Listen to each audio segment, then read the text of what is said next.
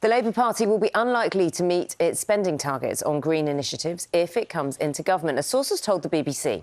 The party had initially pledged £28 billion a year as part of the Green Prosperity Plan, which includes increasing the number of wind farms and solar panels. A senior figure close to the Labour leader, Sir Keir Starmer, has said the state of public finances means this target will probably not be reached. The mother of one of the 4 teenage boys killed in a car crash in North Wales has paid tribute to him. Harvey Owen died alongside his friends Jevon Hurst, Will Flitchett and Hugo Morris during a camping trip last weekend.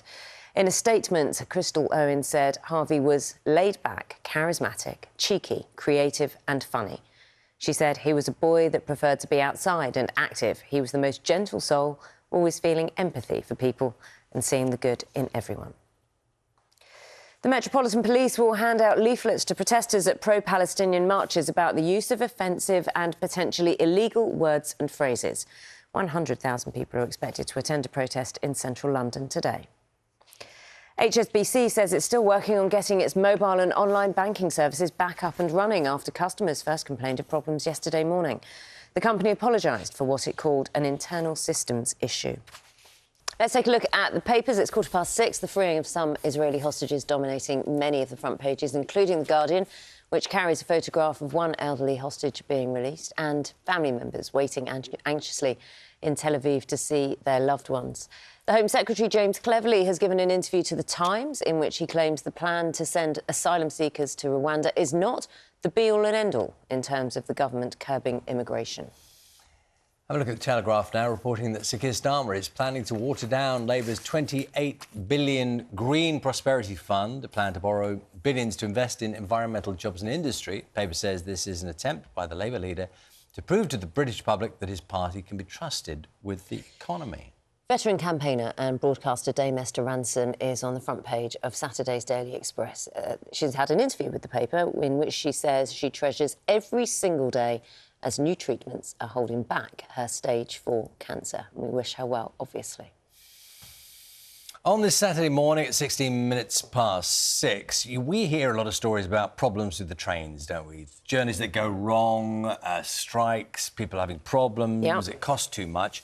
A story, and this is in the Times today, about a cuddly toy called Monkey.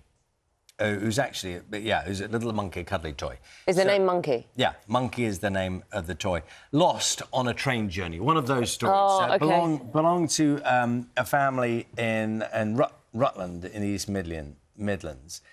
And, sorry, the toy belonged to a toddler from Bristol, now reunited. So the journey in all... What's Rutland got to do with it, then? Because they were travelling.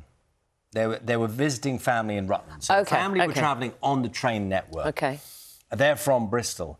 But when they switched trains in Birmingham, New Street Station, they lost the rucksack that the toy was in. The monkey? It was a small dinosaur rucksack. Monkey was inside the rucksack, OK? It's very complicated. Monkey was inside the rucksack, Birmingham New Street Station. They got separated. The dinosaur rucksack? Yes. OK. They got separated. The alarm bells were raised, and the family, the little child, Tay, the mum says, was absolutely distraught. Understandably. Monkey was gone. And Monkey's everything. Monkey was gone. And then started an amazing operation by train staff to get Monkey back. So they were alerted, Network Rail were alerted that Monkey had gone missing. The cross-country train that Monkey was on had left the station.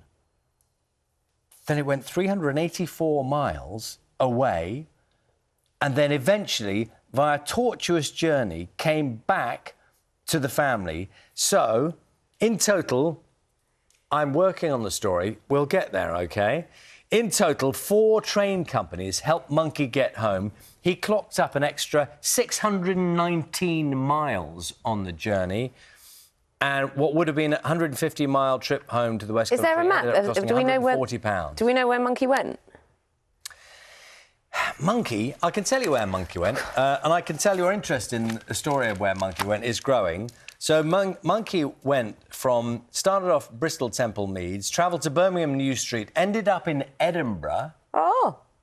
came back down via Leeds to Oakham and ended up back in Bristol Temple Meads. The point being that sometimes things can happen that are good. Monkey got back home, the family was reunited. And a lot of people went to a lot of trouble. It is a lovely story. It's a story of we should have had a map, collaboration. really, shouldn't we? It would have worked better if we'd had a map, like Monkey Progress. Do you think that's what would have made that story better?